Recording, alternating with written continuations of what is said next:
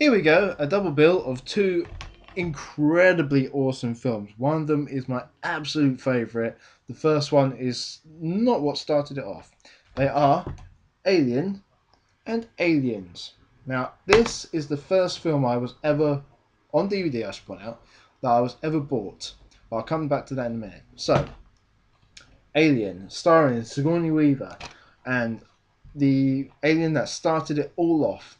This is actually the original film from 1979, so I wasn't even born by this point. It involves a crew of seven on the mining ship Nostromo. They go and they hear a distress call from a beacon, and they go down to a planet called LV-426, which again I'll come to in a minute. And they find a derelict alien ship, which kind of looks like a giant horseshoe. They go there, and one of the crew goes into a chamber. It's full of eggs, which are about 3 foot high, no, about 2 foot high, and gets a face hugger stuck onto him. If you don't know what a face hugger looks like, imagine a spider, like a giant fleshy spider, with two sacs on the bottom and a long tail. The idea being is kind of like that, and then it goes like that around your face, and it shoves a tube down your throat, and then the actual tail wraps around your neck. The idea being it's going to hold on to you.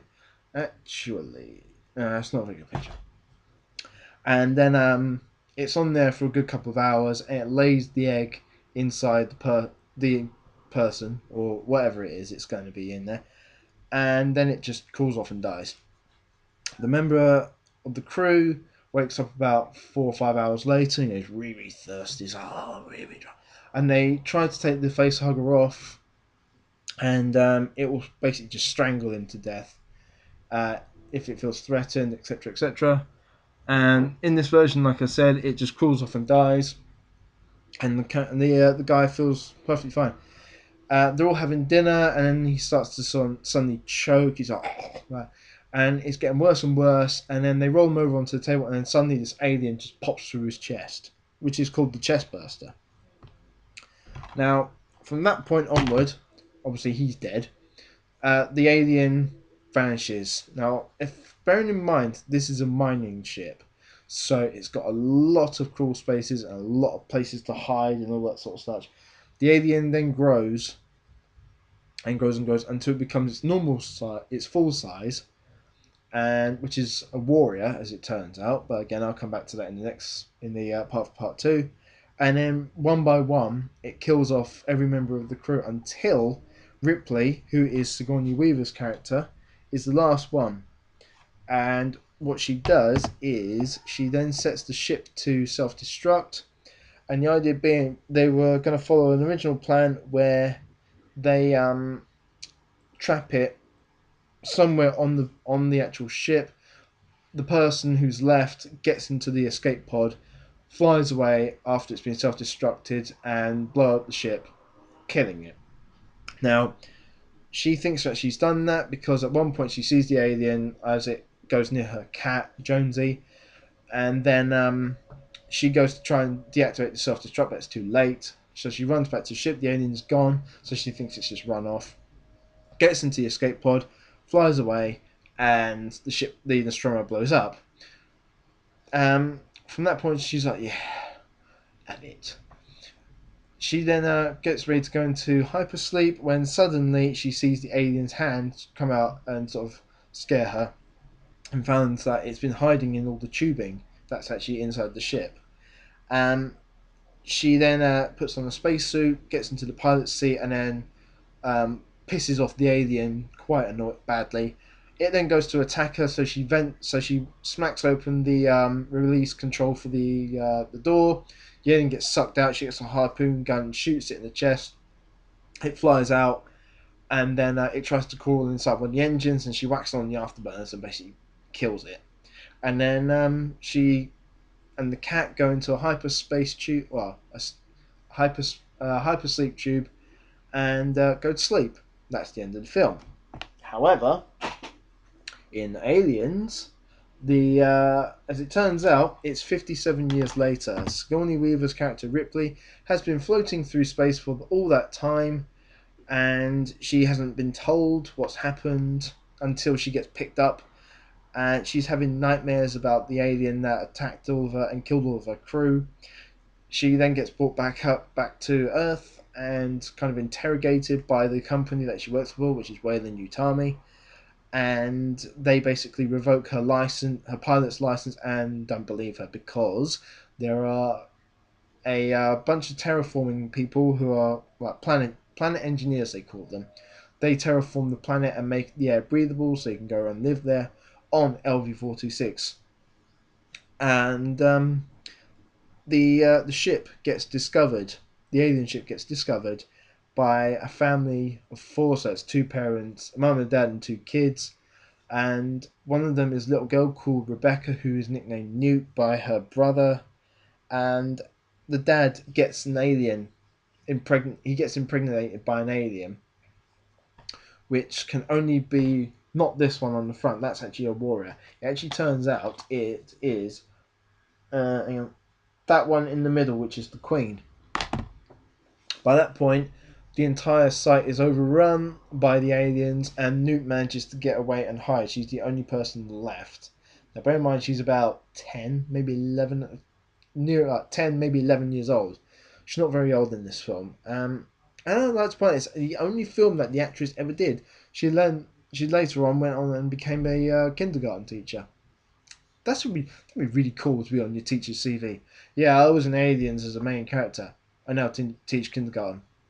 But she might have thought of it as a calling. Anyway, Ripley then gets told that she can have her license back, but she has to go back to LV-426. She says no. Originally, I've had enough, but she then basically changes her mind, and she gets onto the Sulaco, which is a giant marine troop carrier, and ends up going back to the planet. And the first 45 minutes of the film is effectively her getting back to the planet and then finding out what's happening. And then everything goes completely wrong because all the Marines go into the hive, the alien hive, and a big bunch of them get completely annihilated. I think at the end of them there are, including Ripley, there's Ripley, there's Bishop the android, Hicks, who is Michael Bent, who is awesome. You got Bill Paxton's character, Hudson. I can't remember the name of the actress. It's probably not on here. No. I can't remember the name of the actress, but she plays a girl called Vasquez. And she also plays Jeanette Voigt in Terminator 2. And then there is Gorman, who is the newly promoted lieutenant, and Carter Burke, who is a member of the company, Weyland Yutami's company, who actually wants to bring the two remaining facehuggers back to the biological weapons engineering team. He's basically doing it so he can become rich.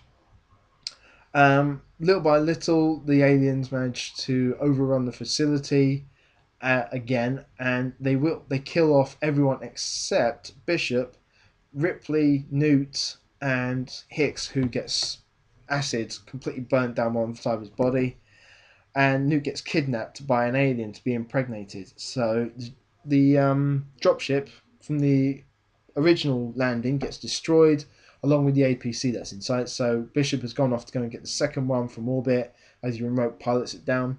And he gets back down there, and Ripley says, how much time we got? And he's like, planning, we got about 26 minutes. Ripley then turns around and says, we're not going. So he's like, we're not?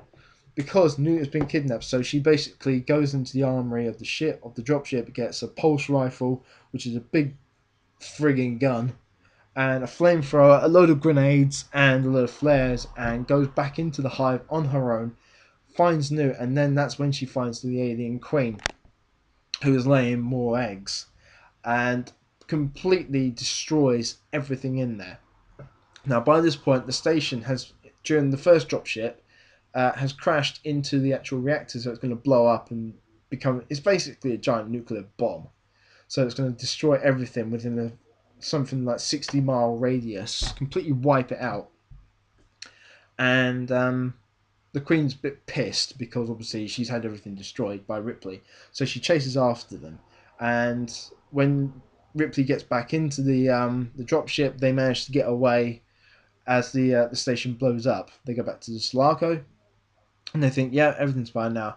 But the alien Queen is stowed away become a stowaway on the actual ship. She's hidden in the landing gear. She rips Bishop in half because he's an android, so he survives. And then Ripley gets into a power loader, which is kind of like a giant forklift. So you've got forklifts on both hands, and you can walk. She has a fight with that, manages to jump it into an airlock, and then chucks it out into space. And then that's basically the end of the film. Now, that is where they should have ended the film. They should never have made Alien 3 because that was shit. And then they should never ever have made Alien Resurrection because that was not as bad, but it never needed to be made. They should have just gone, no, end of. James Cameron has done the film justice, that's all we need. But they didn't, and they screwed it up. Don't even get me started on Aliens vs. Predator or Alien vs. Predator Requiem or Predators. Do not start. That is one of my all-time favourite films, Aliens, and the next two I am going to do will explain why they are on my list. Now, I did actually do a list quite a while back in last year actually, called my top 10 favourite films. Now, those two films are Aliens is in this, but the next two that I'm going to do in my next review are definitely in there. They are Terminator 1 and Terminator 2. So, I'm going to pop off and I'll be back in a little bit. See you in a bit.